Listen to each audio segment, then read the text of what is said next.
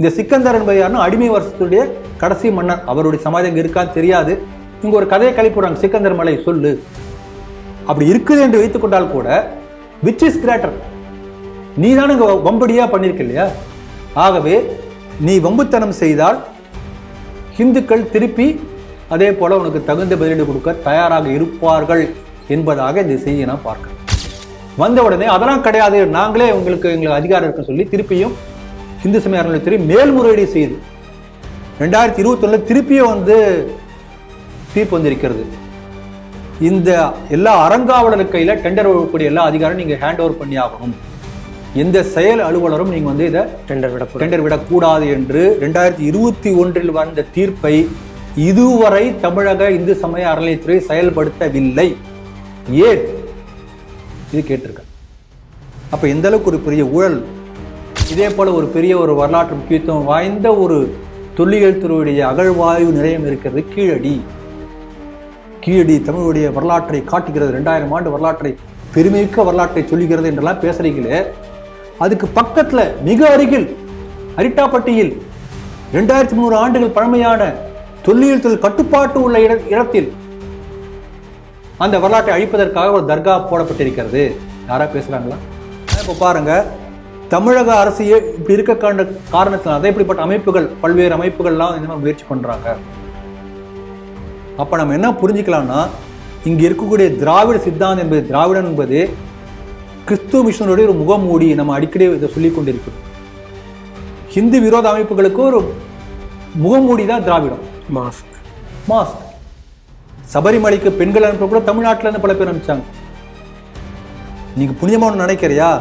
அதை நான் சட்டவிரோதமாக மெக்சிகோவிலிருந்து இல்லை கனடாவிலிருந்து மற்ற நாடுகளிலிருந்து அமெரிக்காவுக்கு நுழைந்திருக்கக்கூடியவர்களை நாட்டை விட்டு கழுத்தை பிடிச்சி தள்ளி வெளியேற்றுவேன் இது ஒரு சொல்லியிருக்காரு.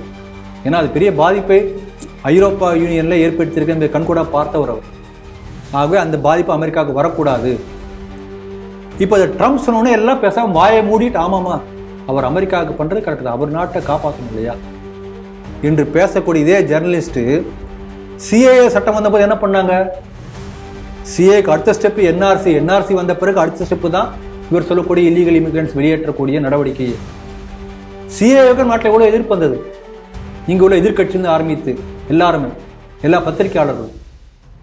ஆகவே இந்த விஷயத்தில் அவரை பாராட்டுற.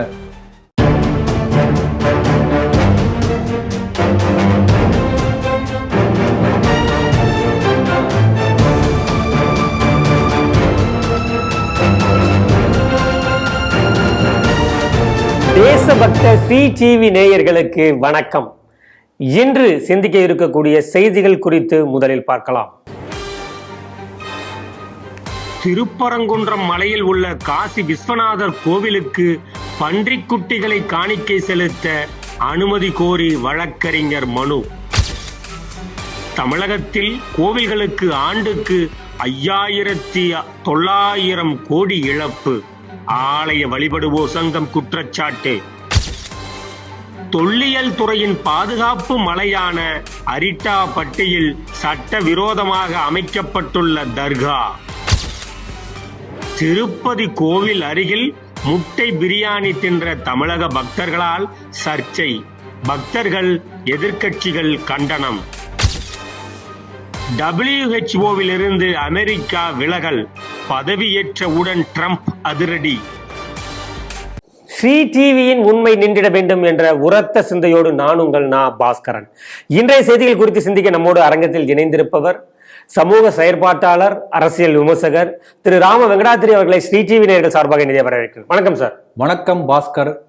திருப்பரங்குன்றம் அறுபடைகளில் முதல் வீடாக கொண்டாடப்படக்கூடிய மலை. சில வாரங்களாக அதில் சில பிரச்சனைகள் போயிட்டு இருக்குங்கிறது நம்ம எல்லாருக்கும் தெரியும். ஸ்ரீகந்தகிரி அப்படிங்கிறது தான் அது ஒரு பழைய பெயர். நீங்கள் கூட போன இதிலே ஒரு செய்திகள் சிந்தனை நிகழ்ச்சியிலே சொல்லியிருப்பீங்க, ஸ்ரீ கந்தகிரியை தான் சிக்கந்தர் மலையாக மாற்றிட்டாங்க அப்படின்னு. அங்கேயே அதே மலையில் காசி விஸ்வநாதர் கோவிலுமே அங்கே அமைந்திருக்கிறது. இப்போ மதுரையைச் சேர்ந்த வழக்கறிஞர் ஒரு கேஸ் போட்டிருக்காரு. அங்கே வந்து பன்றி குட்டிகளை கொண்டு போயிட்டு வேண்டுதல் எங்களுக்கு நிறைவேற்றது வேண்டியது இருக்கு. காசி விஸ்வநாதருக்கு அந்த தல புராணத்தில் அப்படி ஒன்று வருவதாகவும், அதற்கு வந்து நீதிமன்றத்தை நாடி எங்களுக்கு அனுமதி கொடுக்கணும், பன்றி குட்டிகளை அங்கே கொண்டு போயிட்டு எங்களுடைய வழிபாட்டு முறையை நாங்கள் வந்து ஃபாலோ பண்ணணும்னு சொல்லிட்டு ஒரு வழக்கு தொடுத்திருக்காரு நீதிமன்றத்தில். இந்த செய்தி எப்படி பார்க்குறீங்க? சயின்ஸில் Newton's 3rd law of motion, 3ஆம் இயக்க விதி, அது என்ன சொல்லுதுன்னா ஒவ்வொரு செயலுக்கும் அதற்கு சரிசமமான எதிர்வினை உண்டு. இப்போ ராக்கெட் போகிறதே அதில் தான்.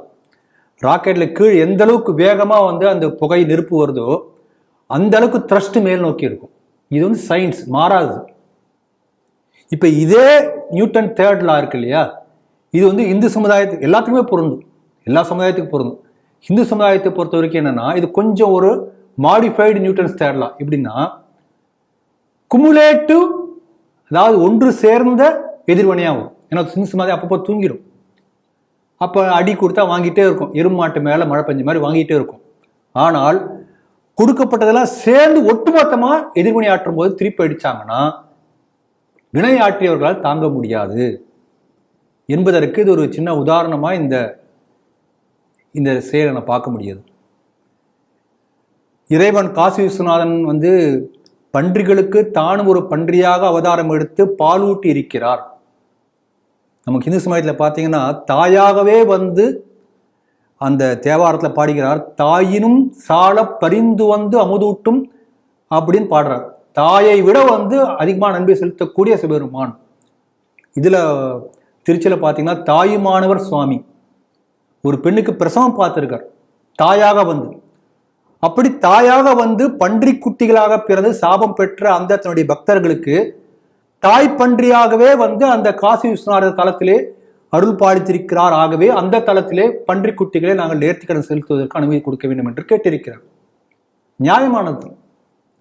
இப்ப இந்த துலுக்கமார்னா கோவிச்சுக்கிறாங்க. கல்வெட்டில் பார்த்தா துலுக்கர் தான் இருக்கு. மாலிகாபூர் படையெடுப்பு பத்தி மதுரையில கல்வெட்டு இருக்கு, துலுக்கமார் தான் இருக்கு. துலுக்கர் படையெடுப்பு இப்படிதான் இருக்கு. பாரதியார் கவிதைகளை துலுக்கர் தான் பயன்படுத்திக்கிறார். எல்லாருக்கும் அப்படிதான் இருக்கிறது. ஆகவே இந்த முஸ்லிம்கள் அப்படி சொன்னா உங்களுக்கு பிடிச்சிருக்கு போல் இருக்கு. இவர்கள்லாம் வந்து பன்றியை பார்த்தா ஒரு அருவருப்பு, பிடிக்காது. ஆனால் நம்முடைய இந்து சமுதாயத்துல எல்லா உயிர்களையும் நாம வந்து தெய்வமா பார்க்கிறோம். ஒரு சின்ன உதாரணம் சொல்ற பாருங்க. விஷ்ணு சஹஸ்ரநாமத்துல வரக்கூடிய ஒரு வார்த்தை, ஏகோ விஷ்ணு மகத் பூதம் சர்வபூத கேள்விப்பட்டிருப்பேன். இறைவன் எல்லா உயிர்களிலும் புல் பூண்டு மரம் செடி கொடி பன்றி மாடு ஆடு யானை எல்லாத்தையும் இறைவன் நீக்கமன் நிறைந்திருக்கிறார். அத்தனையும் இறைவனாக பார்க்கக்கூடிய தன்மை இந்துக்களுக்கு உண்டு. மாணிக்கவாசகரும் அதான் சொல்றாரு, எல்லா பிறப்பும் பிறந்திழைத்தேன். ஆமா, எல்லா பிறப்பும் பிறந்திழைத்தேன் அப்படின்னு சொல்லுகிறார். ஆகவே இது நம்முடைய கோட்பாடு. இந்து சமயத்தில் ஒரு உயர்ந்த தத்துவங்கள் இது ஒன்று. அதே போல இந்த வராகம் என்று சொல்கிறோம், பன்றியை வராகம் என்று சொல்கிறோம். நம்முடைய இது நம்ம பார்த்தோம்னா நம்ம இந்த கோயில்கள்லையோ அல்லது சில விசேஷங்கள்லையோ நம்ம போனோம் சங்கல்பம் பண்ணுவாங்க. ஸ்வேத வராக கல்பே வைவஸ்வத மன்வந்தரே அஷ்டாபிகம் சதே கலியுமிக இப்படி சொல்லுவோம். அது என்னன்னா அது ஒரு காஸ்மிக் கிளாக். என்ன சொல்றாங்கன்னா உலகம் தோன்றி எத்தனை வருஷம் ஆச்சு, அப்புறம் மனிதன் பிறந்து எத்தனை வருஷம் ஆச்சு, உயிர்கள் தோன்றி எத்தனை வருஷம் ஆச்சு. இதை தான் நம்ம என்ன பண்றோம், கல்பம் மன்வந்த் இப்படி நம்ம பிரிச்சிருக்கோம். அதை இந்த வருஷத்தை அதை மேட்ச் பண்ணி பார்த்தீங்கன்னா கரெக்டாக எக்ஸாக்டா இருக்கு. அப்ப இந்த நம்ம இருக்கக்கூடிய இந்த கல்பம் என்கூடிய இந்த காலக்கணக்கு அதில் பார்த்தீங்கன்னா ஸ்வேதவராக கல்பம் வெள்ளை பன்றியுடைய காலம் தான் இப்போ நம்ம இருக்கக்கூடிய காலக்கணக்கு. அதுல வைவஸ்வத மன்வந்திரம் என்கின்ற அதுல கலியுகத்தில் நாம் இருக்கிறோம். இப்படிதான் வருகிறது காலக்கணக்கு. ஆகவே வராகத்தை பன்றியை வழிபடக்கூடியது நம்முடைய இதுலயே இருக்கு. இந்து சமயத்தில் ஒரு அங்கமாக இருக்கிறது, உயர்வாக நினைக்கிறோம். ஏன்னா எல்லாத்தையும் நினைக்கும் போது இதை நினைக்க. அதே போல வெற்றியுடைய கடவுளாக வராகியம்மன், சத்ருவை ஜெயிக்கக்கூடியது வராகியம்மன் என்று அப்படி ஒரு சைவ சாக்தத்திலே அப்படி ஒரு வழிபாடு முறை இருக்கிறது. நீங்க ஸ்ரீமுஷ்ண பார்த்தீங்கன்னா இவர் இருப்பார், பூவாராக சுவாமி இருப்பார். திருப்பதியில போனீங்கன்னா வராகர் சந்நிதி, அங்க கீழே போய் அந்த குளத்துக்கிட்ட அந்த வராகரை பார்த்த பிறகுதான் ஏழுமலையானே பார்க்க வேண்டும் என்று சொல்வார்கள். அந்த அளவுக்கு வராக வழிபாடும் இருக்கிறது. இந்த வராக அவதாரம் என்று சொன்ன உடனே என்ன சொல்லுவாங்கன்னா, அவர் வந்து இந்த ஹிரண்யாட்சகன் என்கின்ற அரசன் என்கின்ற அரக்கன் பூமண்டலத்தை சுருட்டி கொண்டு போய் கார்கோடக கடலில் ஒளித்து வைத்து விட்டான். வராகசாமி வந்து தன்னுடைய அந்த இது இருக்கிற தந்தத்தால் அதை பூமி வந்து திருப்பி நேராக்கினான். இப்படி நம்ம படிக்கிறோம். அப்ப தீக்காக்காரங்க வீரமணி குரூப் அண்ட் கோ உன்னை கிளம்பி வந்துருவாங்க. ஏயா பூமியில தானே கடல் இருக்கு, அது எப்படி கடல் கேள்வி எங்க இருந்துட்டு சுருட்டுறாரு. ஆமா, இந்த இந்த நீங்க பாத்தீங்கன்னா சத்திய யுகத்தில் நடந்திருக்கிறது, அதுல வருது. அந்த யுக கணக்கு பார்த்தோம்னா இப்போ வந்து என்ன பண்றாங்கன்னா ஒரு சயின்ஸ் தியரி வருது. என்னன்னா ஜெயண்ட் இம்பாக்ட் ஹைபாத்திசிஸ். இந்த சமயத்தில் சொல்லணும்னு நினைக்காதனால சொல்லிடுறேன். இந்த அளவுக்கு ஹிந்துத்துவம் என்பது, ஹிந்து புராணங்கள் என்பது விஞ்ஞானத்தோடு ஒத்து போயிருக்கிறது தெரிஞ்சுக்கணும். அதுல என்ன சொல்றாங்கன்னா அந்த சத்தியயோகம் சொல்லக்கூடிய அதே கால கணக்கு வச்சு போடுறாங்க. அந்த சமயத்துல பூமியோடைய அச்சு நம்ம 23.5 டிகிரி செல்சியஸ் சாஞ்சிருக்கும். அதனால்தான் வந்து இந்த பருவநிலை மாறுபாடு எல்லாம் வரதுக்கு காரணம் அதுதான், இந்த சாஞ்சி சுத்துறதுனால தான். அந்த இதனால் என்ன ஆகுதுன்னா ஆகாயத்துல பார்த்தீங்கன்னா சூரியனை விட வந்து பெரிய பெரிய பெரிய பெரிய அதிகமான நிறை கொண்ட மாஸ் சொல்லுவாங்க. அதிகமான நிறைகள் ஒரே இடத்துல சேர்ந்து என்ன ஆகுனா அது வந்து கருந்துளையா மாறிடும், பிளாக் ஹோல்னு சொல்கிறார்கள். அந்த பிளாக் ஹோல் என்ன பண்ணுன்னா எல்லாத்தையும் முழுங்கிட்டே இருக்கும், அசுரன் மாதிரி ஒளியே முழுங்கிடும். அதனால அது பிளாக்காவே இருக்கும். அது எந்த அளவுக்கு சொல்றாங்கன்னா சில பிளாக் ஹோல் பார்த்தீங்கன்னா நம்முடைய சூரியன் என்பது பூமியை போல 108 மடங்கு, அதான் 108 சொல்றோம், 108 முறை சொல்லக்கூடிய 108 மடங்கு பெருசு. அந்த சூரியனை சுற்றி 9 கோள்கள் சுற்றி கொண்டிருக்குன்னா வால் நட்சத்திரம் சுத்துது, இதெல்லாம் இருக்கு. அஸ்டிராய்ட்ஸ் என்று சொல்லக்கூடிய குட்டி குட்டி கற்கள் இதெல்லாம் சுற்றி கொண்டு இருக்கிறது. அப்போ சூரியனை போல அந்த சூரிய குடும்பங்கிறது பெருசு. இந்த சூரிய குடும்பத்தை போல 1.5 லட்சம் மடங்கு பெரிய கருந்துளைகள்லாம் ஆகாயத்தில் இருக்கு. ஆனா ரொம்ப தள்ளி இருக்கு. அந்த கருந்துளை பக்கத்துல ஏதாவது சூரிய மண்டலம் அப்படி கொஞ்சம் அப்படி போயாச்சுன்னா அத்தனையும் இழுத்து சுவாகா பண்ணிடும், ஒரு செகண்ட்ல எல்லாம் காணப்படும். அந்த அளவுக்கு தே ஹேவ் கிராவிடேஷனல் புல், இந்த பவர். இது வந்து சயின்ஸ் சொல்லிட்டு இருக்கு. இப்ப என்ன சொல்றாங்கன்னா இந்த சத்தியயோகம் என்று சொல்லக்கூடிய அந்த காலகட்டத்தில் ஒரு டார்க் மேட்டர் கிளவுட் என்று சொல்கிறார்கள். அந்த டார்க் மேட்டர் ஓஷன் அப்படி சொல்றாங்க. அப்படி ஒரு இடம் இருக்கு. அந்த டார்க் மேட்டர் ஓஷன் ஈர்ப்பு விசை காரணமாக பூமியுடைய அச்சு வந்து மாற தொடங்கியது, நடந்திருக்குது சயின்ஸ். அப்புறம் என்ன இருக்குன்னா டார்க் மேட்டர் கிளவுட், அந்த டார்க் மேட்டர் கருப்பு மேக கூட்டம் அப்படின்னா ஒரு மாஸ் திரட்சி ஆகாயத்தில் பிரபஞ்சத்தில் இருக்கிறது தான். அதன் காரணமாக திருப்பி நாங்கள் திருப்பி பழையபடி அந்த 23.5 திரும்பிடுது. இதை வந்து என்ன சொல்றாங்கன்னா ஜெயண்ட் இம்பாக்ட் ஹைபாத்திசிஸ். அந்த காலகட்டத்தில் உயிரினங்கள் முழுக்க அழிஞ்சு திருப்பி தோன்றுகிறது. ஏன்னா ஒரு பெரிய மாற்றம் வருது இல்லையா. அப்ப இதை தான் வந்து நம்ம மேட்ச் பண்ணி பார்த்தோம்னா அங்க என்ன சொன்னாங்கன்னா கார்கோடக கடல்ல கருப்பு நிறத்துல ஒரு பெரிய ஒரு பிரபஞ்சத்தில் கூடிய கடல், இதை தான் அப்படி சொல்லியிருக்காங்க. ஆகவே நம்முடைய புராணத்தில் வரக்கூடிய ஒவ்வொரு நெரேஷன் எதை எடுத்து பார்த்தாலும் கூட நீங்க ரிசர்ச் பண்ணி பார்த்தீங்கன்னா பின்னால் ஒரு அறிவியலோ ஒரு உண்மையோ இருக்க வாய்ப்பு இருக்கிறது என்பதற்காக நான் இந்த சந்தர்ப்பத்தில் சொல்ல நினைக்கிறேன். இதெல்லாம் ஆராய்ச்சி பண்ண நிறைய கிடைக்கும்.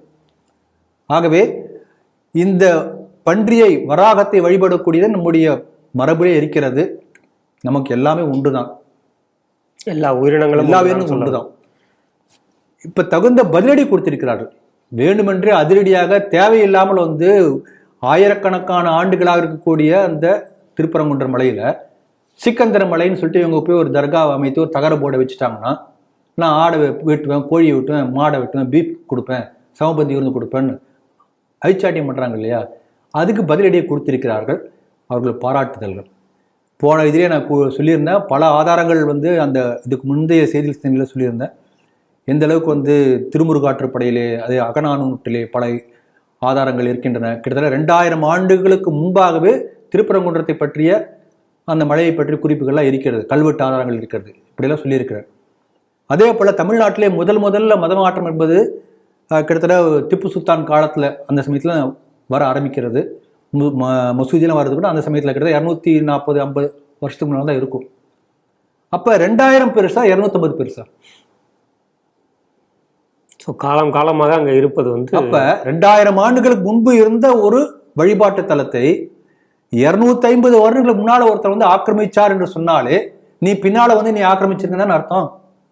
இந்த சிக்கந்தர் என்பது யாருன்னா அடிமை வருஷத்துடைய கடைசி மன்னர். அவருடைய சமாதி அங்க இருக்கான்னு தெரியாது. இங்க ஒரு கதையை கழிப்புறாங்க, சிக்கந்தர் மலை சொல்லு. அப்படி இருக்குது என்று வைத்துக் கொண்டால் கூட விச் இஸ் கிரேட்டர், நீ தானே இங்க வம்படியா பண்ணிருக்க இல்லையா? ஆகவே நீ வம்புத்தனம் செய்தால் இந்துக்கள் திருப்பி அதே போல உனக்கு தகுந்த பதிலடி கொடுக்க தயாராக இருப்பார்கள் என்பதாக இந்த செய்தியை நான் பார்க்கிறேன். மதுரையில இருந்து ஒரு வழக்கறிஞர் தான் அதை போட்டிருக்காரு, முத்துக்குமார் என்பவர் தான். வழக்கறிஞருக்கு பாராட்டுதல்கள், உண்மையிலேயே நல்ல முயற்சி எடுத்திருக்கிறார். பாருங்க, இதே போல போன சில சமீபத்தில் கோயம்புத்தூர்ல இதே போல கோயில் பக்கத்துல 2 கோயில் வாசல்ல பீஃப் பிரியாணி கடை முஸ்லீம் வச்சிருக்கான். அப்புறம் எல்லாம் சேர்ந்து எதிர்த்தார்கள். இங்க பாருங்க, இங்க திருநீர்மலையில இதே போல, அதே போல இங்க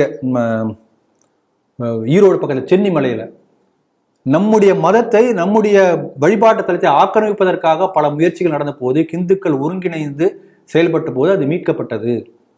பார்க்குறோம், தொடர்ந்து பார்க்குறோம். ஆகவே ஹிந்து சமுதாயம் இப்போ இது ஒரு ஸ்டார்டிங் பாயிண்ட்டாக நம்ம எடுத்துக்கலாம். திருப்பரங்குன்றம் என்பது ஒரு துவக்க முனை. அதனால் இங்கே இருக்கக்கூடிய அரசியல் கட்சிகளாக இருக்கட்டும், அதே போல் வம்புத்தனம் செய்ய நினைக்கின்ற அந்த முஸ்லீம் சகோதரர்கள் நாம் மரியாதையை கொடுப்போம். அவங்க ரவுடித்தனம் பண்ணலாம், நம்ம மரியாதை கொடுத்து பேசுவோம். அந்த முஸ்லீம் சகோதரர்களுக்கும் இது ஒரு எச்சரிக்கையாக அவர்கள் எடுத்துக்கொள்ள வேண்டும் என்று கேட்டுக்கொள்கிறேன்.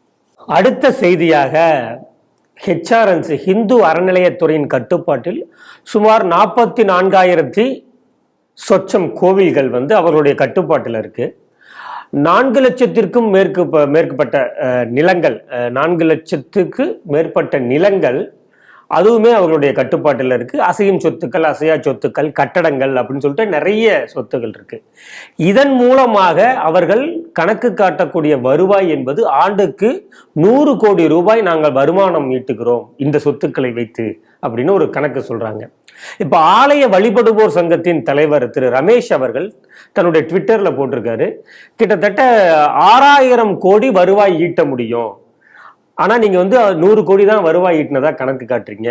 உங்களால் அரசுக்கு, இந்த அறநிலையத்துறைக்கு 5,900 கோடி நட்டம் அப்படிங்கிறத பதிவு பண்றாரு. இந்த செய்தி எப்படி பாக்குறீங்க? அதாவது கிட்டத்தட்ட 2G வழக்கு மாதிரியே ஒரு சுவாரஸ்யமான தகவலை கொடுத்துருக்கீங்க. 2G ஏலத்தை தான் சொன்னாங்க. கிட்டத்தட்ட சில லட்சம் கோடிகள் அளவுக்கு டெண்டர் விட வேண்டிய அந்த ஏலத்தை அதை விட குறைவாக விட்டுருக்காங்க. அப்போ 1,76,000 கோடி வந்திருக்கணும், நீ கம்மியாக கொடுத்துருக்க. இந்த அளவுக்கு ப்ரொஜெக்ஷன் நட்டம் ஆயிருக்கிறது. அது எங்க? நீ தான் கொடுக்கலையே. அப்போ அந்த 1,76,000 கோடி எங்க போச்சு? இது குறைந்த டெண்டர் விட்டதுனால அந்த பணம் கிக்பேக்ஸாக அந்த டெண்டர் எடுத்தவனுக்கும், இந்த அவங்க கொஞ்சம் எடுத்துக்குவான், இந்த பெனிஃபிஷியரியா இருக்க அவன் எடுத்துக்குவான். அரசியல்வாதிகள் கிக்பேக்ஸ் சொல்லுவாங்க, அவங்களுக்கு லஞ்ச பணமாக போகும். இப்படிதான் அந்த வழக்கு வந்தது. அது இன்னும் நடந்து கொண்டே இருக்கிறது. எப்போ வருதோ பார்ப்போம். இப்போ அந்த 2G மாதிரி இது சேகர்ஜின்னு வச்சுக்கலாமே, தமிழ்நாட்டு 2G. அவர் என்ன சொல்றாருன்னா, 6,000 கோடி அளவுக்கு நீங்க டெண்டர் விட்டு இதுல நீங்க காசு வரணும், ரீசனபிளா இருந்தா. அந்த அதாவது கோவில்ல இருக்கக்கூடிய அந்த ப்ராப்பர்ட்டி டெண்டர் விட்டீங்கன்னா 6,000 கோடி நீங்க டெண்டர் விட்டுருக்கணும். நமக்கு சாதாரணமா தெரியும் இல்ல, இப்ப இந்த வீடு வாடகைக்கு 10,000 ரூபாய் வாடகைன்னு வச்சுக்கலாமே, வெளியில பக்கத்து வீடு 10,000 ரூபாய் இதே அளவுக்கு இருக்கு. நீங்க 100 ரூபாய்க்கு வாடகை விட்டீங்கன்னா அப்ப என்ன அர்த்தம்? மிச்சம் 9,900 ரூபாய் குறைவா விட்டுன்னு அப்படி கணக்கு கிடையாது. அதுல ஒரு 4,000 ரூபாய் நீ உனக்கு வச்சுக்கோ, ஒரு 5,000 ரூபாய் என் கணக்கில் நீ பேங்க்லயே இல்ல மச்சான் பேர்லயே போட்டுரு. அப்ப முறைகேடாக அந்த டெண்டர்ல வரக்கூடிய லாஸ் வேறு யாருக்கோ ஆதாயமாக போய்கொண்டிருக்கின்றது. இதான் நம்ம புரிஞ்சுக்க வேண்டிய உள்ள இருக்கக்கூடிய விஷயம். இப்ப அந்த செய்தியிலேயே பல கருத்துக்கள் சொல்லியிருக்காரு. அதெல்லாம் நான் அதை படிச்சாவே போதும், அறநிலையத்துறை என்பது எந்த அளவுக்கு இருப்பது என்பதை வாசகர்கள் தெரிஞ்சுக்கலாம். ரொம்ப தெளிவா சொல்லியிருக்காரு. இந்த பழனியில டெண்டர் அதிகாரம் அறங்காவலருக்கு மட்டும்தான் இருக்கின்றது என்று ஏற்கனவே 2020 ஒரு கேஸ் போட்டு தீர்ப்பு வந்திருக்கு.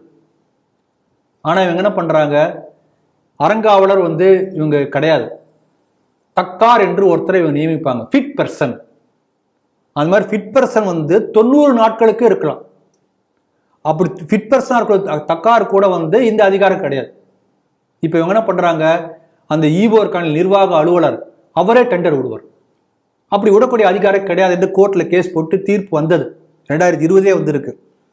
வந்த உடனே அதெல்லாம் கிடையாது, நாங்களே எங்களுக்கு அதிகாரம் இருக்குன்னு சொல்லி திருப்பியும் இந்து சமய அறநிலையத்துறை மேல்முறையீடு செய்து 2021 திருப்பியும் தீர்ப்பு வந்திருக்கிறது. இந்த எல்லா அறங்காவலர் கையில டெண்டர் வரக்கூடிய எல்லா அதிகாரம் நீங்க ஹேண்ட் ஓவர் பண்ணி ஆகணும்.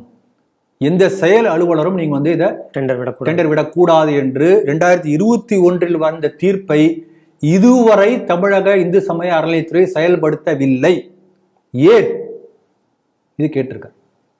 அப்ப எந்த அளவுக்கு ஒரு பெரிய ஊழல் பாருங்க நடந்திருக்கு பாருங்க. இதுல பாருங்க 44,286 கோயில்களை தமிழ்நாட்டில் அறநிலையத்துறை தன்னுடைய கட்டுப்பாட்டின் கீழ் கொண்டு வந்திருக்கு. இந்த 44,286 கோயில்களுக்கும் நிர்வாகம் பண்றது யாருன்னா, அந்த 44,286 கோயிலுக்கு தனித்தனி அறங்காவலர் இருக்கணும், அவங்க தான் நிர்வாகம் பண்ணணும். அந்த கோயில் வந்து ஒவ்வொரு கோயிலும் நம்முடைய சமூக அமைப்புல ஒரு தனித்தனி சமூகத்தை சார்ந்து இருக்கும். குறிப்பிட்ட சமூகம் தான் அதை எடுத்துட்டு இருப்பாங்க. அப்படிதான் இருந்தது. அப்ப அந்த சமூகத்துல ஒரு தலைவர் யாரோ ஒருத்தர், அங்க ஒரு முக்கியமான ஒருத்தர் பெரியவர், அவர் தான் எல்லா நிர்வாக அதிகாரியா இருக்கணும், அறங்காவலரா இருக்கணும். நீ HRMC எப்படி உள்ள வரான்? தணிக்கை பண்றேன், சரி தணிக்கை ஆடிட் பண்ணிட்டு போ. ஆனா என்ன பண்றாங்க, தணிக்கை பண்ண வராங்கன்னு சொல்லக்கூடியவன் இவனே வந்து நிர்வாகம் முழுக்க எடுத்துக்கொண்டு, நீ கோயில் இது பண்ணக்கூடாது, இது பண்ணக்கூடாது, இது செலவு, நீ நாதஸ்வரம் ஓதக்கூடாது, நீ ஓதுவார் சம்பளம் கொடுக்காத, வழிபாட்டு முறைகளை தலையிடக்கூடாது என்று நீதிமன்றமே தீர்ப்பு கொடுத்திருக்கிறது. ஆனால் இந்த 44,286 கோயில்களையும் 608 செயல் அலுவலர்கள் மூலமாக நிர்வாகம் செய்து கொண்டிருக்கிறது. இவன் தான் இந்த செயல் அலுவலர் தான் அங்க எல்லாத்தையும் இயக்கிட்டு இருக்கான். இவன் வந்து he is not the owner. ஆனா அப்படி as if he is the owner. ஒரு ஈவோனா அவர் தான், ஜேசி இவங்க தான் வந்து அந்த கோயிலுடைய டோட்டல் ப்ராப்பர்ட்டி ஓனர் மாதிரி செயல்பட்டு கொண்டிருக்கிறார்கள். இப்படி செய்யக்கூடாது என்று கோர்ட்டு பலமுறை வழிகாட்டுதல் கொடுத்த பிறகும், தீர்ப்பு கொடுத்த பிறகும் நடந்து கொண்டிருக்கின்றது என்று அவர் குறிப்பிட்டிருக்கிறார்.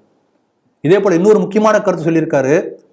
நம்முடைய கான்ஸ்டியூஷன் 31வது சரத்து A1 அதன்படி இந்த இப்போ உதாரணமா இது ஒரு கோயில் வந்து HRMC கண்ட்ரோல்ல எடுத்துச்சு, கட்டுப்பாட்டை எடுத்துக்கொண்டு விட்டது என்று சொன்னால் எதனால் எடுக்கலாம்? அங்க வந்து தணிக்கை நிர்வாக சீர்திருத்தம் பண்றோம், கணக்கு வழக்கு சரியில்லை, ஏதோ கோல்மால் நடக்குது, மிஸ்மேனேஜ்மெண்ட், ஃபண்டு சரியா இதாகல அப்படின்னா எடுத்துக்கலாம், அதிகாரம் இருக்கு.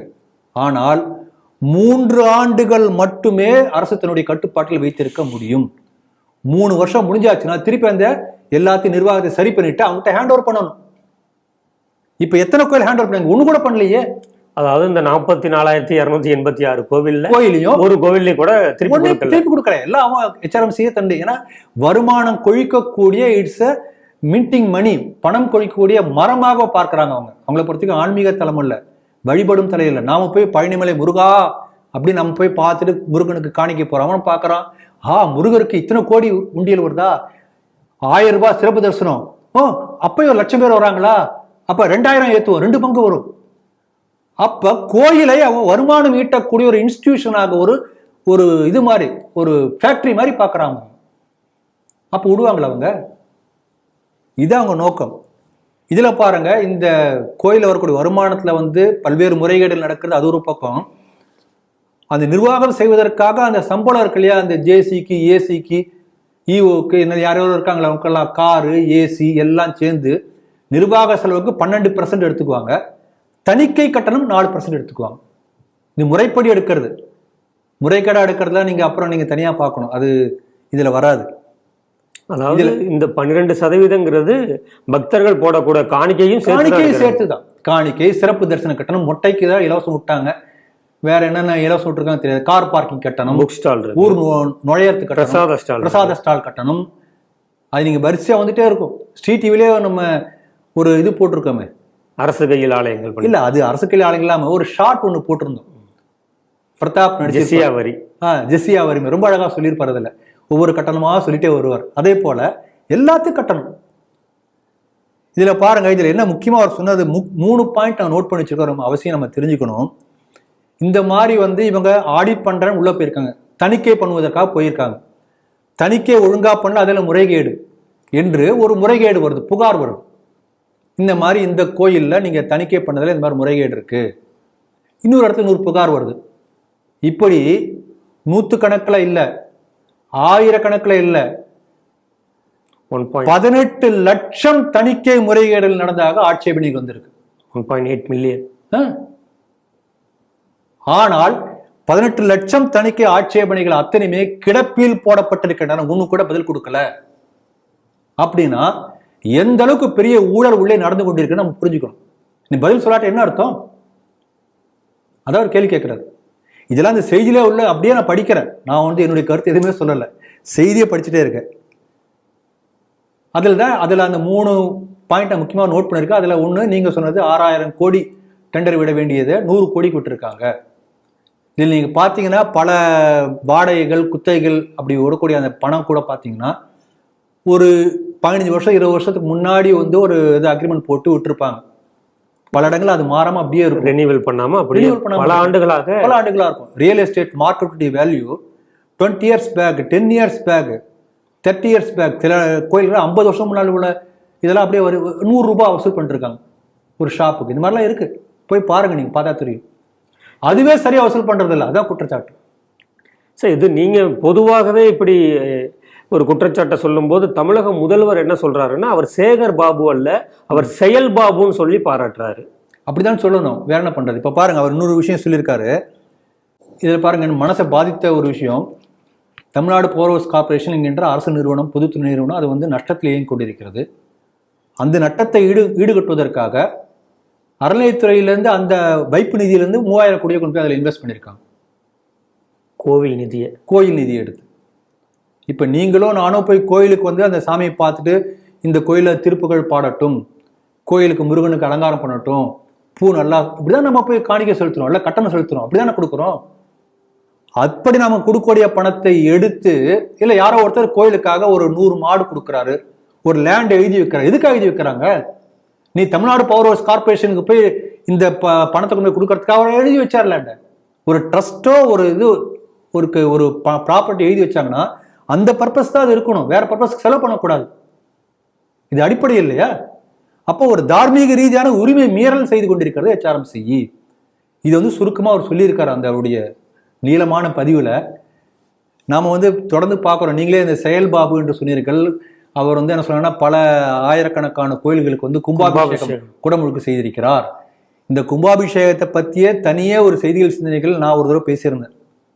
கும்பாபிஷேகம், ஒவ்வொரு கும்பாபிஷேகத்துக்கு பின்னணியில எந்த அளவுக்கு கல்லா கட்டிக்கிறது அரசு. அந்த கும்பாபிஷேகம் பண்ணக்கூடிய ஏதோ ஒரு கோயிலில் நீங்க போய் யாரோ ஒருத்தர் கூப்பிட்டு வந்து நீங்க இன்டர்வியூ எடுத்தீங்கன்னா தெரியும், அவங்க எத்தனை லட்சம் எத்தனை கோடி வசூல் பண்ணி கொடுக்குறாங்க. அது எவ்வளோ பணம் வந்து முறைப்படி HRMCக்கு போயிடுது, எவ்வளோ கும்பாபிஷேகத்துக்கு போகுது, எவ்வளோ யாருக்கு போகிறது, நீங்க பார்த்தா தெரியும். ஆக குடமுழுக்கு என்பது பணம் வருவாய் ஈட்டக்கூடிய ஒரு ஈவெண்ட். அவங்கள பொறுத்த வரைக்கும் அவ்வளோ, எல்லாமே ஒரு ஈவெண்ட். பணம் பணம் பணம் பணம், அப்படித்தான். ஆகவே நிறைய பணத்தை கும்பாபிஷேகம் மூலமாக நேரடியாக அரசுக்கும் மறைமுகமாக அரசியல்வாதிகளுக்கும் கொடுக்கக்கூடிய செயல்பாபுவாக இருக்கின்ற காரணத்தினால் செயல்பாபு என்று பாராட்டுகிறார் என்று நம்ம நினைக்கலாம்னு நினைக்கிறேன். பாருங்க, ஒரே ஒரு சின்ன ஒரு உதாரணம் சொல்லி முடிச்சு ரொம்ப லென்த்தியா போயிட்டு இருக்கு. கள்ளக்குறிச்சியில கோயில் நிலத்துல கலெக்டர் ஆபீஸ் இருக்கு. அப்புறம் பொதுமக்கள்லாம் சேர்ந்து பெரிய போராட்டம் நடத்தி அந்த கோயில் நிலத்துல கலெக்டர் ஆபீஸ் இருக்கு என்று கோர்ட்ல கேஸ் போட்ட பிறகு, சரி நாங்கள் வந்து என்ன பண்றோம், மாதம் மாதம் வாடகை கொடுத்துட்றோம், கலெக்டர் ஆபீஸ்க்குரிய வாடகையை கோயிலுக்கு கொடுத்துட்றோம். கோர்ட்ல இது வரைக்கும் இந்த தீர்ப்பெல்லாம் வந்து பல வருஷம் ஆயாச்சு, இது வரைக்கும் 1 பைசா வாடகை கலெக்டர் ஆபீஸ் வந்து கோயிலுக்கு வந்து சேரவில்லை. ஏன் வரல அப்படி சொல்லிட்டு கோயில்களை பாதுகாத்து கொண்டிருக்கிறேன் என்று சொல்லக்கூடிய HRMC இதுவரை அந்த கலெக்டர் ஆபீஸை பார்த்து ஏன்டா தரலன்னு கேட்கல. இவனும் கேட்கல, அவங்களும் கொடுக்கல, அவ்வளவுதான். இதுதான் தமிழகத்தினுடைய அவல நிலை. ஆகவே TR ரமேஷ் அவர்களுக்கு நம்முடைய வணக்கங்கள். கிட்டத்தட்ட ஒரு 10-15 ஆண்டுகளாக டெம்பிள் வர்ஷிப்பர் சொசைட்டி என்ற ஒரு அமைப்பு மூலமாக பல பேர் சேர்ந்து அந்த அமைப்பை ஏற்படுத்தியிருக்கிறார்கள். பல முயற்சிகள் பண்ணி தொடர்ந்து மோர் தேன் a decade. அவருடைய அப்பா வந்து பெரிய ஒரு TR ராமச்சந்திரன், பெரிய ஒரு தமிழ் ஸ்காலர், தமிழ் பண்டிதர், பெரிய புராணத்தில் அப்படியே அக்குவேராக படித்தவர். அவர் ஒரு பெரிய வழக்கறிஞர், இவரும் ஒரு பெரிய வழக்கறிஞர். தன்னுடைய தொழிலை கூட விட்டுட்டு முழுக்க முழுக்க கோயிலை பாதுகாப்பதற்காகவே தன் வாழ்க்கையை கொடுத்திருக்கார். உண்மையிலே அவருடைய செயல் வந்து பாராட்டுதற்குரியது. இப்போ கூட பல முயற்சிகள், பல கோயில்கள் இவர் மூலமாக மீட்கப்பட்டிருக்கின்றன. அந்த ஊழல்களை வெளியே வந்திருக்கிறது. நீங்கள் சொன்னபடி CTVலேயே வந்து அரசு கையில் ஆலயங்கள் அப்படின்னு அந்த தலைப்பு போட்டிருக்கோம். அந்த தலைப்பு கீழே வந்து குரங்கு கையில் ஒரு பூமாலை இருக்கும். அரசு கையில் ஆலயங்கள், குரங்கு கையில் பூமாலை. அதை நாம் புரிஞ்சுக்கணும். ஆகவே ஒவ்வொரு அந்த அந்த எபிசோட்லேயும் ஒரு குறிப்பிட்ட ஒரு கருத்தை எடுத்து எப்படி வந்து அறநிலையத்துறை மூலமாக அந்த இடத்துல மோசடி நடந்து கொண்டிருக்கிறது. உதாரணமாக கோசாலா எடுத்துக்கலாம், உண்டியல் எடுத்துக்கலாம், சிறப்புதல், இப்படி ஒவ்வொன்றா எடுத்திருப்பார், ஒரு டாபிக் எடுப்பார். ஆகவே ஒரு நல்ல விழிப்புணர்வு ஏற்படுத்துக்காக தொடர்ந்து முயற்சி செய்து கொண்டிருக்கிறார். அவருக்கு நம்முடைய வணக்கங்கள், வந்தனங்கள். சிடிவியில் இருக்கக்கூடிய அந்த அரசு கையில் ஆலயங்கள் அந்த தொடரை சிடிவி நேயர்களுக்கெல்லாம் ஒரு பெரிய வேண்டுதல். நீங்கள் எல்லோரும் அந்த தொடரை தொடர்ந்து பார்க்கணும். அது ஒரு தனியாக ஒரு பிளேலிஸ்டாகவே போட்டிருக்கோம். அதை எல்லாரும் நீங்கள் தொடர்ந்து பார்க்கணும். எல்லோருக்கும் அதை ஷேர் பண்ணணும். அதன் மூலமாக இந்த தகவல் எல்லாருக்கும் போய் சேரணும். நம்முடைய ஆலயங்கள் மீட்கப்பட்டு அந்தந்த கம்யூனிட்டி, அந்தந்த சமூகத்தின் கையில் ஒப்படைக்கும் போதுதான் ஒரு பெரிய ஆன்மீக புரட்சி சமூகத்தில் ஏற்படும். அதை செய்யக்கூடிய பொறுப்பு நம்ம ஒவ்வொருத்தருக்கும் இருக்கிறது. ஆகவே இவருடைய அந்த வீடியோக்களை நம்ம ஷேர் பண்ணுவது மூலமாக அதனுடைய அந்த கடமையை நம்ம செய்வதாக ஆகும். நம்ம ஒவ்வொருத்தரும் செய்வோம் என்று சொல்லி இந்த செய்தியை நிறைவு செய்கிறேன். அடுத்த செய்தியாக மதுரை மாவட்டம் அரிட்டாப்பட்டியில டங்ஸ்டன் தொழிற்சாலை வருவதை எதிர்த்து பல்வேறு போராட்டங்கள் நடைபெற்று வருகிறது.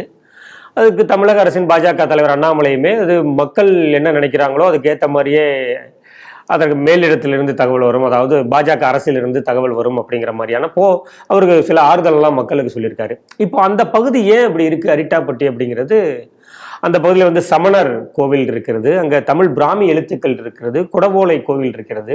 அதனால அது ஒரு பாதுகாக்கப்பட்ட பகுதி, இந்திய தொழில் துறையாலேயே பாதுகாக்கப்பட்ட பகுதியாக இருக்கு. அந்த அரிட்டாப்பட்டி மலை மீது குடிசை போட்டு ஒரு தர்கா வந்து இருக்கு. அது ஒரு சட்ட விரோதமாக இயங்கக்கூடியதாக காணப்படுகிறது. இந்த செய்தி எப்படி பார்க்க? ரொம்ப அழகாக சொன்னீங்க. கிட்டத்தட்ட 2300 ஆண்டுகள் பழமையான தமிழ் பிராமி கல்வெட்டுகள் அந்த அரிட்டாப்பட்டி மலையில் இருக்கு. இந்த டங்ஸ்டன் தொழிற்சாலையை எதிர்த்து வந்து பல்வேறு கருத்துக்கள் வந்த போது தொல்பொருள் ஆர்வலர்கள் என்று சொல்லக்கூடியவர்கள், வரலாற்று ஆசிரியர்கள் இந்த கருத்து சொல்லியிருந்தாங்க. என்ன கருத்து சொல்லியிருந்தாங்கன்னா, இதே தான், தமிழ் பிராமி கல்வெட்டுகள் இருக்குது, 2300 ஆண்டு பழமையானது. கிட்டத்தட்ட 7ஆம் நூற்றாண்டிலே முதலாம் பாண்டிய மன்னர்களால் கட்டப்பட்ட குடைவரை சிவன் கோயில், அதாவது செதுக்கி அப்படியே ஒரு மலை இருக்கும், மலையை அப்படியே குடஞ்சி அதே இதாக கோயிலாக பண்ணிடுவாங்க. எல்லோரா அஜந்தாலாம் கேள்விப்பட்டிருக்கலாம். அந்த மாதிரி குடைவரை கோயில். அப்படிப்பட்ட குடைவரை கோயில் பழமையான 7ஆம் நூற்றாண்டு பாருங்க, எத்தனை ஆண்டு பழமையானது. அப்படிப்பட்ட கோயில் இந்த மலை மேலே இருக்கு. சமண தீர்த்தங்களுடைய சிலைகள் இருக்கு. அப்படிப்பட்ட தொன்மையான பல ஆயிரக்கணக்கான ஆண்டுகள் தொன்மையான இடத்த வந்து நம்முடைய தொல்லியல் துறை, ஆர்கியாலஜிக்கல் டிபார்ட்மெண்ட், அவங்க தான் அதை மெயின்டைன் பண்ணிருக்காங்க.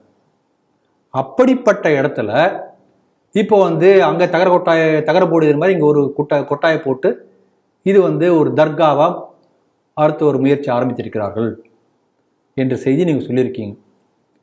இப்போ டங்ஸ்டனுக்கு பொங்குன்னு பொங்கினாங்க இல்லையா, எங்களுடைய அந்த இடம் பாதிக்கும். அந்த தொல்பொருள் ஆய்வாளர்கள் இப்போ ஏன் பேசலை? நம்முடைய கேள்வி இதுதான். இது இப்போ மோசடி வாடிக்கையாக தான் பண்ணிட்டு இருக்காங்க. இதே போல தொடர்ந்து இப்போ திருப்பரங்குன்றத்தினுடைய ++ன்னு சொல்லுவாங்க, அடுத்த முயற்சி பண்ணுறாங்கன்னு நமக்கு தோணுது. அதனால பாருங்க, இப்போ சென்னையில் நீங்கள் வந்து இதில் பார்த்தீங்கன்னா பல்லவபுரம்னு சொல்லுவாங்க, குகை கோயில் இருக்கு, பஞ்சபாண்டவர் குகை கோயில் அப்படின்னு பேர். இப்போ போனீங்கன்னா அது வந்து பாஞ்சாம் தர்காங்கிறாங்க. உள்ள தர்கா உள்ள அந்த கோயில் தூண்லாம் இருக்கு, தர்காவுக்காக மாறிவிட்டது. பல்லவர்களால் நிர்மாணிக்கப்பட்ட குகை கோயிலுக்காக அந்த பல்லவபுரம் பேர் வந்தது, பல்லாவரம் இப்போ நம்ம சொல்றோம். ஆனால் அந்த பெயருக்கு காரணமான கோயில் இன்றைக்கு தர்காவாக மாறி இருக்கிறது. நம்ம ஆஜ்மீர் தர்கான்னு கேள்விப்படுறோம். ஆஜ்மீர் தர்காங்கிறது அந்த காலத்துல வராகர் கோயில். இன்றைக்கு வரலாற்றில் மட்டும்தான் வந்து அந்த மாதிரி கோயில் இருந்து விஷ்ணுவினுடைய கோயிலை வந்து அழித்து ஆஜ்மீர் தர்கா வந்துட்டு சொல்லி கொண்டு இருக்கிறோமே தவிர போயாச்சு. ஆகவே இந்த மோசடியவர்கள் தொடர்ந்து கொண்டே இருக்கிறார்கள். பாருங்க, சென்னையில் ஒரு உதாரணம் சொல்ல பாருங்க, கோமலீஸ்வரன் பேட்டை பழமையான ஊர். கோமலீஸ்வரன் பேட்டை கோயில், கோமலீஸ்வரன் கோயில் அங்கே இருக்கிறது. இன்னைக்கு அந்த ஊர் எங்க இருக்குன்னு யாரு கேட்டாலும் தெரியாது. ஒரு 30, 40, 50 ஆண்டுகள் முன்னதாக அங்க வந்து குடியேறிய முஸ்லிம்கள் பெயர் மாற்றம் பண்றாங்க, புதுப்பேட்டைன்னு பேர் வைக்கிறான். ஆட்டோமொபைல் இண்டஸ்ட்ரி வந்து இந்த பழைய சென்னையில் ஏதாவது இப்போ பழைய காரு பைக்கெல்லாம் காணாமல் போச்சுன்னா அதனுடைய பார்ட் அங்கே இருக்கும், பிரித்து அங்கெல்லாம் விற்றுருப்பாங்க. அப்படி ஒரு வேடிக்கையாக சொல்லுவாங்க, வாடிக்கையாக அவங்க செய்கிறதுனால. அவன் இன்னைக்கு புதுப்பேட்டை தான் தெரியும், மவுண்ட் ரோடு பக்கத்தில் அந்த ரிச்சி ஸ்ட்ரீட் பேக் சைடில் இருக்கும். எக்மோர்லேருந்து நீங்கள் மவுண்ட் ரோடு போனீங்கன்னா புதுப்பேட்டை வழியாக போகணும். ஆனால் பழைய காலத்து பேர் கோமலீஸ்வரன் பேட்டை. அப்போ ஒரு வரலாற்றை அழிக்கக்கூடிய முயற்சி நடந்து கொண்டிருக்கிறது. ஏன் ஒரு ஹிந்துக்களுக்கு புரிஞ்ச மாதிரி நடத்த இவங்க ஏன் தேர்ந்தெடுக்கிறாங்க? வரலாற்றை அழிக்கணும், ஹிந்து தன்மையை அழிக்கணும். இது முஸ்லீம் ஆட்சி காலத்தில், முகலாயர் ஆட்சி காலத்தில் அவன் ஆட்சியில் இருந்தான். அப்போ பல ஆயிரக்கணக்கான கோயில்களை இந்த மாதிரி சிதைத்து அது மேல தர்காவை அடையாளங்கள் மாற்றப்பட்டன நம்ம பார்க்கிறோம். இப்போ முஸ்லீம் ஆட்சி இல்லை, ஆனாலும் கூட தொடர்ந்து கொண்டிருக்கிறது. ஆகவே நம்முடைய வரலாற்றை அழிக்கக்கூடிய மோசடியாக இதை நம்ம பார்க்கணும். இந்த நீங்க சொன்ன அரிட்டாப்பட்டிக்கு ரொம்ப மிக அருகில் இந்த ரியல் எஸ்டேட் மாதிரி அருகில், மிக அருகில் இதே போல ஒரு பெரிய ஒரு வரலாற்று முக்கியத்துவம் வாய்ந்த ஒரு தொல்லியல் துறையுடைய அகழ்வாய்வு நிலையம் இருக்கிறது கீழடி. தமிழுடைய வரலாற்றை காட்டுகிறது, 2000 ஆண்டு வரலாற்றை, பெருமைமிக்க வரலாற்றை சொல்லுகிறது என்றெல்லாம் பேசுறீங்களே. அதுக்கு பக்கத்துல மிக அருகில் அரிட்டாப்பட்டியில் 2300 ஆண்டுகள் பழமையான தொல்லியல் தொழில் கட்டுப்பாட்டு உள்ள இடத்தில் அந்த வரலாற்றை அழிப்பதற்காக ஒரு தர்கா போடப்பட்டிருக்கிறது. யாரா பேசுறாங்களா? அப்ப நம்ம அறியாமலேயே இது நடந்து கொண்டிருக்கிறது. சார் இப்போ என்னன்னா, இப்போ நம்ம கமெண்ட்லேயே போடுவாங்க, ஒரு கொட்டாய் தானே சார் போட்டு அவங்க பாட்டுக்கு ப்ரே பண்ணிட்டு போட்டுமே சார், அதுல என்ன பிரச்சனை வருவாங்க. கொட்டாயிலிருந்து ஆரம்பிக்கும். நம்ம கொட்டாய் விட்டோம்னா எப்படி ஆத்மீர் தர்காவாக பிரிக்கிறதோ பழைய விஷ்ணு கோயில், அதே போல மாறிடும். அதனால இது நாம எச்சரிக்கையா இருக்கணும். குறிப்பாக நம்முடைய கேள்வி என்னன்னா, இப்போ ஒரே ஒரு சின்ன கேள்வி கேட்குறேன். இந்த திண்டுக்கல்ல அபிராமி உடனுரை அந்த மலை இருக்கிறது, திண்டுக்கல் பூட்டு என்று சொல்லுவார்கள், திண்டுக்கல் மலை தான் ஃபேமஸ், ரெண்டுமே சொல்லுவார்கள். கோட்டை, அந்த கோட்டைக்கு மேலே அபிராமியம்மன் கோயில் இருக்கிறது. அந்த அபிராமியம்மன் கோயிலே திப்பு சுல்தான் காலத்திலே அந்த கோயிலை கொள்ளையடித்து அந்த கோயில் மூர்த்திகளை உடைத்து நாசம் செய்து எல்லாத்தையும் சிதைச்சிட்டு போயிடுறோம். நம்முடைய நாடு விடுதலையா இருந்த பிறகு இங்குள்ள எல்லாரும் சேர்ந்து அங்க அதே போல அந்த கோயில் இருக்கு, அங்க நாங்க எங்களுடைய அபிராமியுடைய கோயில் நாங்க அதே பழைய ஞாபகம் இருக்கும் இல்லையா, சிலையை நாங்கள் வைக்கிறோம் என்று முயற்சி செய்த போது அந்த திண்டுக்கல் கோட்டை தொல்லியல் துறை கட்டுப்பாட்டில் இருக்கிறது. தொல்லியல் துறை கட்டுப்பாட்டில் இருக்கும்போது நாங்கள் உள்ள ஸ்டேட்டஸ் கோ தான் மெயின்டைன் பண்ணி நீங்கள் புதுசாக எதுவுமே மாற்றக்கூடாது. கீழே தான் இப்போ கோயில் இருக்கு, அபிராமி கோயில், மலை மேலே இல்லை. இன்றும் அப்படித்தானே. அப்ப ஸ்டேட்டஸ்கோ மாற்றக்கூடாதுன்னு சொல்லிட்டு சொன்ன தொல்லியல் துறை, திண்டுக்கல்ல சொன்ன தொல்லியல் துறை இப்ப ஸ்டேட்டஸ்கோ மாற்ற முயற்சி பண்றாங்க. எப்பயும் சொல்ல மாட்டேங்கிறீங்க. என்னுடைய கேள்வி கரெக்ட் தானே? தப்பா கேட்கறேன். இதே தொழில் துறை தான் கட்டுப்பாட்டில் இருக்கு. அவன் புதுசாக கொட்டாயப்படுறான், ஏன் மாத்துறான்? ஒரு தர்கான்னு சொல்றான். இப்ப இப்ப ஸ்கந்தகிரி என்று சொல்லக்கூடிய திருப்பரங்குன்றத்தை சிக்கந்தர் மலை, சிக்கந்தர் என்பவர் அந்த தில்லி அடிமை வம்சத்தினோட கடைசி அரசர். அவர் பேர் அங்க செத்து போனாரு மலை. ஒரு ஹிஸ்டரி கிரியேட் பண்றான். அதே போல இதுக்கு ஒரு புதுசா யாரோ ஒரு பேரு அக்பர் அலி, ஐதர் அலி, ஏதோ ஒரு பேரை சொல்ல வேண்டியதானே. அவர் நேரம் செத்து போனாரு, அந்த ஞானி, சூஃபி ஞானி, அந்த ஞானி. அரிட்டாப்பட்டி மலை உச்சியில் அவருக்கு ஒரு சமாதி இருக்கு. நாளைக்கு நான் போய் ஆடு வெட்டுறேன், கடா வெட்டுறேன், பீஃப் பண்றேன். நீங்க கொட்டாய்க்கு அப்புறம் அடுத்து ஆரம்பிக்கும். வருஷத்துக்கு வர நான் சந்தன கூட உருஸ் எடுக்கிறேன், ஏதோ ஒன்று சொல்லுவாங்க. அப்ப தொழில்துறை என்ன செய்கிறது? அதனால மாவட்ட நிர்வாக அதிகாரிகள் அல்ல ரெவென்யூ டிபார்ட்மெண்ட்லாம் என்ன பண்ணாங்க? அதனால இவர்கள் எல்லாரும் இதை சேர்ந்து இதை சரிப்படுத்த வேண்டிய முயற்சி எடுக்கணும். இன்றைக்கு இந்துக்கள் விழிப்படைந்து வந்து கொண்டிருக்கிறார்கள். இந்த நிர்வாகமும் இதெல்லாம் சரிப்படுத்தக்கூடிய முயற்சி ஈடுபட வேண்டும் என்று ஸ்ரீ டிவி சார்பாக கேட்டுக்கொள்கிறோம். ஒருவேளை அப்படி டிலே பண்ணாங்கன்னா இந்து சமுதாயமே சரிப்படுத்தக்கூடிய முயற்சியில் இறங்கும் என்று நான் நினைக்கிறேன். அடுத்த செய்தியாக திருப்பதி, சபரிமலை, இது ரெண்டுத்துக்கும் பார்த்தோம்னா நம்ம தமிழர்கள் ரொம்ப அதிகமாக படையெடுத்து செல்வார்கள்னே தான் சொல்லணும். சபரிமலை ஒரு பக்கம் எவ்வளவோ பிரச்சனைகள் இருக்கு, அங்கே போதிய வசதிகள் இல்லை. ஆனாலும் ஆண்டுதோறும் பக்தர்களின் எண்ணிக்கை குறைவதே இல்லை. அதே போல திருப்பதியுமே அவர்கள் வந்து ஒரு தலையாய பணியா அங்க போய் பெருமாளை சேவிச்சுட்டு வர்றதுங்கிறது ஒரு முதற்கடமையா வச்சிருக்காங்க. வருஷத்துக்கு ஒரு தடவையாவது போய் அவரை பார்த்துட்டு வரணும். தமிழகத்திலிருந்து சாறை சாறையாக மக்கள் செல்கிறார்கள். இப்போ செய்தி என்ன அப்படின்னா, திருப்பதி திருமலா தேவஸ்தானத்துல அந்த பகுதிகளில் அந்த நான்வெஜ் அப்படிங்கிறது ப்ரோஹிபிட்டட், அது தடை செய்யப்பட்டது. பத்திரிகை செய்திகளில் ஒரு பெரிய செய்தி ஒன்று வந்திருக்கிறது. ஒரு தமிழகத்திலிருந்து சென்ற ஒரு குழு, ஒரு 5-6 பேர் அடங்கியவர்கள் அங்கே இருக்கக்கூடிய அந்த திருப்பதி மலையில் வந்து நான்வெஜ் முட்டை பிரியாணியை சாப்பிட்ருக்காங்க. அருகில் இருந்த பக்தர்கள் அதை போய் காவல்துறையினர் சொல்ல, காவல்துறை பதறி போய் இது பெரிய பிரச்சனை ஆகிடக்கூடாதுன்னு சொல்லி அவங்கள வார்ன் பண்ணி அவங்கள திருப்பி அனுப்பியிருக்காங்க அப்படிங்கக்கூடிய செய்தி பத்திரிகையில் வந்தோடனே பல பக்தர்களுக்கு அது வேதனை அளிக்கக்கூடிய செய்தியாக தான் இருந்திருக்கு. இது எப்படி பார்க்குறீங்க? இந்த செய்தியை நம்ம 2 வகையாக பார்க்கணும்.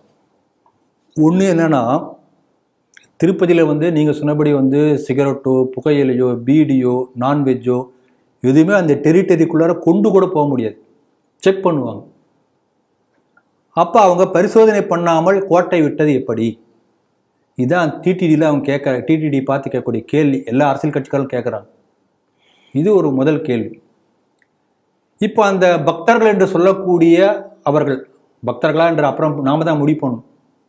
நான் கேள்வி கேட்குறேன், நீங்களே முடிவு பண்ணிக்கோங்க. அவங்க என்ன பண்ணுறாங்கன்னா, இந்த மாதிரி என்னப்பா முட்டை பிரியாணி சாப்பிட்றீங்க, அப்படியா நான்வெஜ் சாப்பிடக்கூடாதா, முட்டை பிரியாணி கிடையாதா? சரி சரி, அவங்க அறிவுறுத்திட்டாங்க, அவங்க உடனே போயிட்டாங்க என்று பத்திரிகையில் செய்தி வந்திருக்கு. நீங்கள் சாதாரணமாக பார்த்தீங்கன்னா ஒரு சின்ன நான்வெஜ் சாப்பிடக்கூடியவங்க எல்லாத்தையும் கேட்டு பாருங்க. புரட்டாசி மாதத்தில் என்ன பண்ணுவாங்க? விரதம் சாப்பிட மாட்டாங்க. அசைவம் சாப்பிடக்கூடிய எல்லாருமே புரட்டாசி சனிக்கிழமை யாராவது சாப்பிடுவாங்களா? புரட்டாசி மாதமே சாப்பிட மாட்டாங்க. அப்படி விடவே முடியாது, அப்படி பழக்கம்லாம் கூட புரட்டாசி சனிக்கிழமை சாப்பிட மாட்டாங்க. மற்ற நாட்கள் பெருமாளுக்கு வந்து நான் அந்த மாதிரி ஒரு பக்தி, நான்வெஜ் சாப்பிட மாட்டாங்க. அப்படி இருக்கக்கூடிய ஆள், பக்தராக இருக்கக்கூடிய ஒரு திருப்பதி மலைக்கு வரவங்க வந்து அவங்க வந்து முட்டை பிரியாணி எடுத்துட்டு வந்து சாப்பிடுவாங்களா? அப்படி ஒருத்தர் சாப்பிட்டாரு என்று சொன்னால் அவர் உண்மையிலே பக்தரா? என்னுடைய கேள்வி பாருங்க, சரிதானே? அப்ப நமக்கு என்னன்னா, பக்தர் என்ற போர்வையிலேயே திருப்பதியினுடைய புனிதத்தை அவப்பெயர் ஏற்படுத்துவதற்காக, களங்கப்படுத்துவதற்காக செய்த ஒரு முயற்சியாக இதை நான் பார்க்கிறேன். திட்டமிட்டுன்னு சொல்றேன், திட்டமிட்ட முயற்சி. அதுல பாருங்க, தமிழர்கள், எனக்கு என்ன வருத்தம்னா பாருங்க, தமிழ் என்று உண்மையிலே தமிழ் என்று சொன்னால், தமிழ் என்பது தெய்வத்தமிழ் என்று சொல்கிறோம். ஆன்மீகமும் இந்த நம் நாட்டுடைய கலாச்சாரம் பின்னி பிணைந்ததுதான் தமிழ். நாயன்மார்கள், தேவாரம், திருவாசகம், திருக்குறள், இதுதான் தமிழ். இன்னைக்கு தமிழ் என்ற பெயரில் யார் பார்த்தீங்கன்னா, நாத்திகம் பேசக்கூடியவர்கள் தமிழர் என்று அடையாளப்படுத்தப்படுகிறார். அல்லது இன்னும் ஒரு ஸ்டெப் போனோம்னா எல்டிடி பிரிவினை பேசக்கூடியவர்கள் அடையாளப்படுத்தப்படுகிறார். அப்ப தமிழர் என்ற போர்வையில் முட்டை பிரியாணிங்க சாப்பிட்டுருக்காங்க.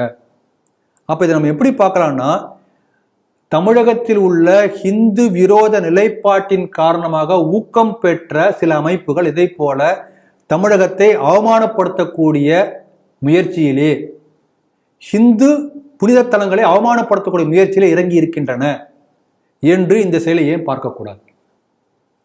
இது என்னுடைய கேள்வி. இது நீங்க என்ன கவனிக்கணும்னா, இப்ப பாருங்க, தமிழக அரசு இப்படி இருக்க காரணத்தினால அதை இப்படிப்பட்ட அமைப்புகள், பல்வேறு அமைப்புகள்லாம் இந்த மாதிரி முயற்சி பண்றாங்க. அப்ப நம்ம என்ன புரிஞ்சுக்கலாம்னா, இங்க இருக்கக்கூடிய திராவிட சித்தாந்தம் என்பது, திராவிடன் என்பது கிறிஸ்துவ மிஷனுடைய ஒரு முகமூடி. நம்ம அடிக்கடி இதை சொல்லிக் கொண்டிருக்கிறோம். ஹிந்து விரோத அமைப்புகளுக்கு ஒரு முகமூடி தான் திராவிடம், மாஸ்க். சபரிமலைக்கு பெண்கள் அனுப்ப கூட தமிழ்நாட்டில இருந்து பல பேர் அனுப்பிச்சாங்க. நீங்க புனிதமான நினைக்கிறியா, அதை நான் வந்து கெடுக்கிறேன், நான் வந்து கெட்ட பெயர் கொடுக்கிறேன், இப்படி நினைக்கக்கூடிய இந்த திராவிடியன் மாடல் இது செய்து கொண்டிருக்கின்றது. ஆகவே என்னோட வேண்டுகோள்னா, அதிமுகலையோ திமுக ரெண்டுமே திராவிடன் கட்சிகள் தான்.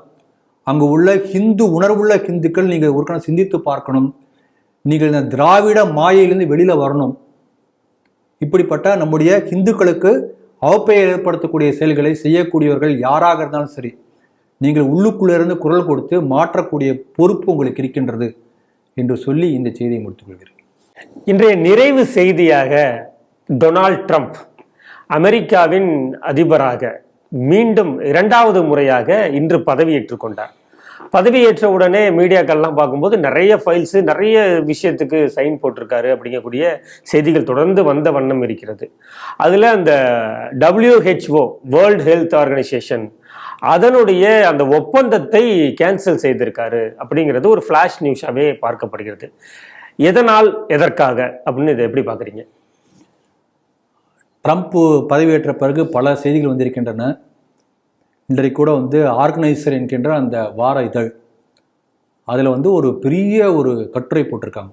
ட்ரம்ப் அதனால் பதவியேற்றதுனால உலக அளவில் எந்த அளவுக்கு பெரிய பெரிய பாதிப்புகள், என்னென்ன மாற்றங்கள் வரக்கூடிய வாய்ப்பு இருக்கிறது அப்படி ஒரு பெரிய ஸ்டோரி, நல்லா அருமையாக அனலைஸ் பண்ணியிருக்காங்க.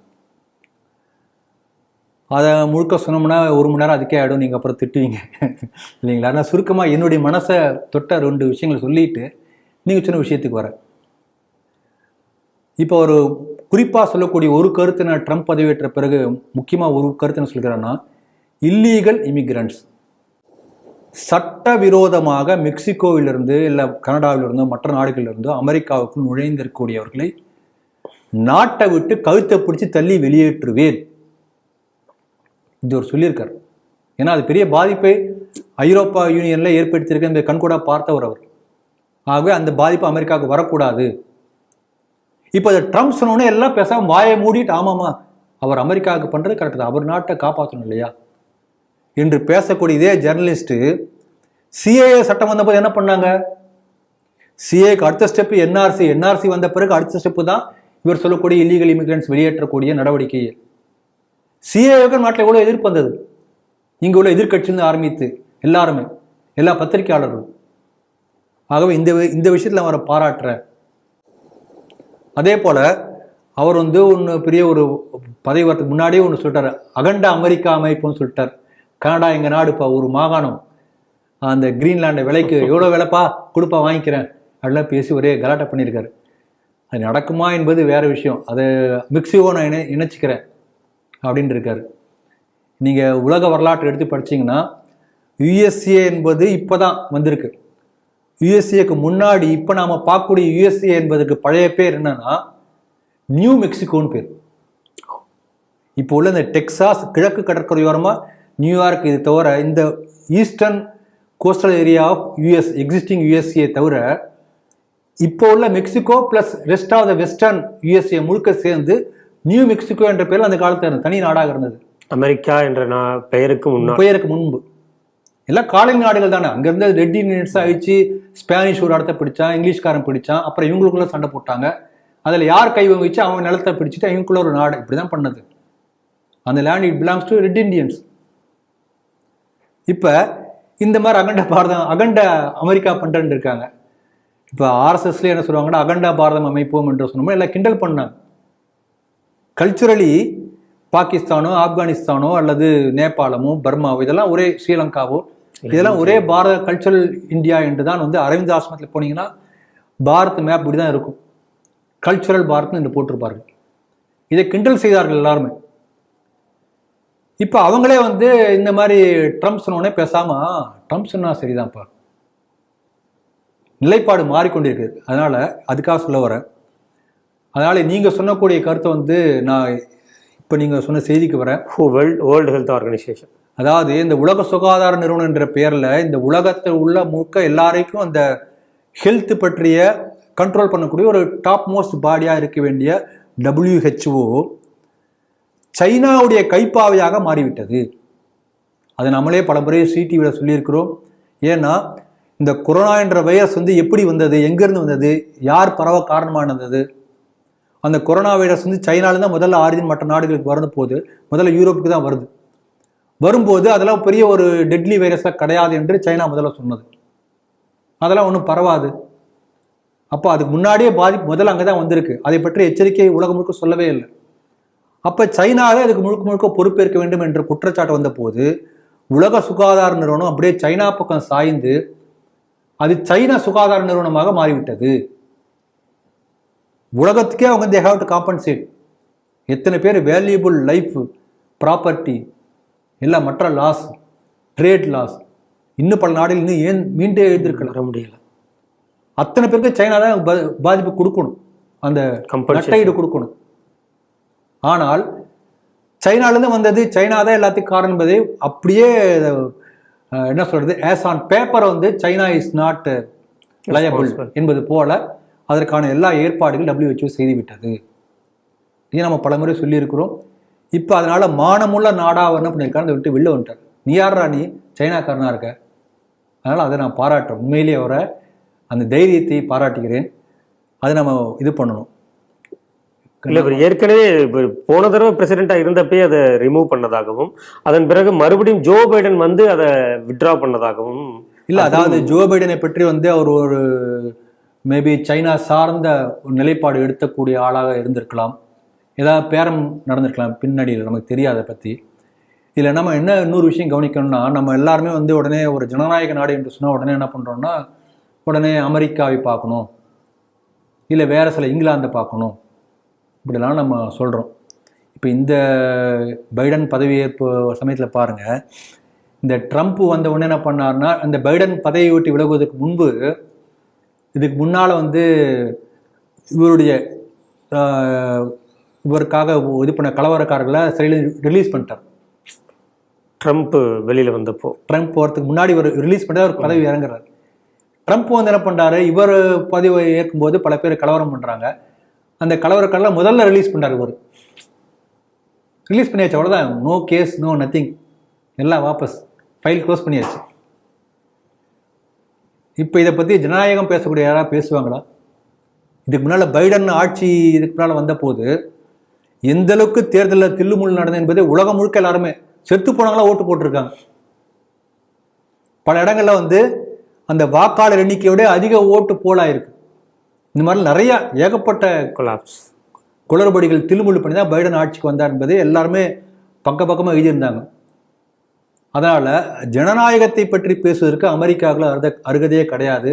உண்மையிலேயே ஜனநாயக மாண்புகள் கட்டி காக்கக்கூடிய எல்லா பேச்சு சுதந்திரம், எழுத்து சுதந்திரம், ஜனநாயக மாண்புகள் அத்தனையுமே காக்கக்கூடிய ஒரே நாடாக இந்தியா மட்டும்தான் உலகத்தில் இருக்குன்னு நம்ம சொல்ல முடியும். அதுக்காக அந்த உதாரணம் சொல்ல நினைக்கிறேன் நான். அதனால நம்ம நாட்டில் உள்ள எல்லாருமே என்ன பண்ணுவாங்கன்னா, அதாவது வள்ளுவர் குறள் ஒன்று இருக்கு, எப்பொருள் யார் யார் வாய் கேட்பினும் அப்பொருள் மெய்ப்பொருள் காண்பது. நல்ல விஷயம் யார் சொன்னாலும் கேட்டுக்கணும். அதனால இந்த விஷயத்தை பொறுத்த வரைக்கும் சில கருத்துக்கள் இவரை போல் நாமளும் தைரியமாக எடுக்கணும் என்பதை நம்ம எடுத்துக்கணும். ஆனால் எதற்கடுத்தாலும் என்ன பண்ணுவாங்க, இங்கே உள்ள ஒரு கோஷ்டி அமெரிக்காவை பார், இதுக்கு முன்னாடி இதே போல என்ன பண்ணுவாங்க, இன்னொரு பக்கம் கம்யூனிஸ்ட்லாம் சேர்ந்து சைனாவை பார், இப்போ சைனாவை பார் சொல்கிறான், அதுக்கு முன்னாடி ரஷ்யாவை பார் அப்படிமா, இப்போ சைனாவை பார், இடம் மாறிடுச்சு, அவ்வளோதான். சைனாவை பார். ஆர்எஸ்எஸ் உடைய 2வது தலைவராக இருந்தார் குருஜி கோல்வால்கர், அவர்கிட்ட போய் இந்த மாதிரி நம் யாரை சார்ந்த நிலைப்பாடு இருக்கணும் அப்படின்னு ஒரு தடவை கேட்டிருக்காங்க. அவருடைய அந்த பதில் வந்து ஞானகங்கை என்கின்ற அந்த புத்தகத்தில் வந்து இருக்கு.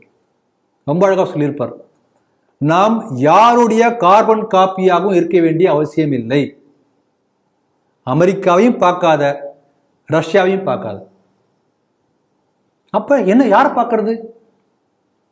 நாமளே பார்த்துக்கலாமே. அமெரிக்காங்கிறது 4 வருஷத்துக்கு முன்னால உயிர்த்த நாடு. நம்ம நாடு எப்போ உயிர்த்தது யாருக்குமே தெரியாது. தொன்று இவள் என்று பிறந்தவள் என்று உணராத இயல்பு நிலைமைகள் தான் பாரதியார் பாடுறாரு. அவ்வளோ பழமையான நாடு. இப்போ நமக்கு தெரியாது எதா இருக்கா? அப்போ நம்மளே நம்ம பார்த்துக்கலாமே. அப்படி பார்க்கக்கூடிய பார்வைக்கு பேர் தான் சுதேசி. உனக்கு வேண்டிய வழிமுறை நீயே உருவாக்கிக்குள். இதை அவர் அழகாக சொல்லியிருக்கார். அதனால நாமும் வந்து இப்போ கிட்டத்தட்ட இப்போ ஜெய்சங்கர்ஜி அவர்கள், மோடி அவர்கள் வந்த பிறகு இந்த நிலைப்பாடு கொஞ்சம் கொஞ்சமாக வர ஆரம்பித்திருக்கிறது. நாம் நாமாக இருப்போம். அவர் அமெரிக்காவுக்காக இருக்கட்டும், அமெரிக்காவுக்காக அவர் எடுப்பார். நாம் நமக்காக நிலைப்பாடுகள் நம்ம எடுப்போம் என்று சொல்லி இந்த செய்தி நிறைவு செய்கிறது. நேரில் இன்றைய 5 செய்திகள் குறித்து ஆழமாக சிந்தித்து தனது கருத்துக்களை நம்மோடு பகிர்ந்து கொண்ட சமூக செயற்பாட்டாளரும் மூத்த அரசியல் விமர்சகருமான திரு ராம வெங்கடாத்திரி அவர்களுக்கு ஸ்ரீ டிவி நேயர்கள் சார்பாக நன்றியை தெரிவித்துக் கொள்கிறேன். நன்றி சார். ஜெய் ஹிந்த், ஜெய் ஸ்ரீராம்.